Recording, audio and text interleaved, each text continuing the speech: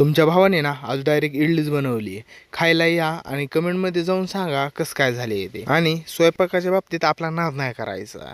पोरी फक्त सुगरणच असतात, आपण सुगरण अल्ट्रा प्रो मॅक्स आहे. आपल्याला सगळं काय बनवता येतं, बघतालच तुम्ही परत कधीतरी. इडली वगैरे खाऊन थोडंसं बाहेर आलो, बघतो तर काय भलं मोठा आभाळ आलंय, पण पाऊस काय येणार नाही आपल्याला माहिती आहे किती आभाळ आलं तरी. आणि माझ्याकडे बघून तुम्ही म्हणता की हा काय डेंजर अवतार केलाय भाऊ. आणि मला याच्यावरून ना एक शायरी आठवली. हा पण मी असं नाही सांगणार, त्याच्यावर एक स्पेशल व्हिडिओ येईल, त्याचीच एक छोटीशी हिंट आहे ही.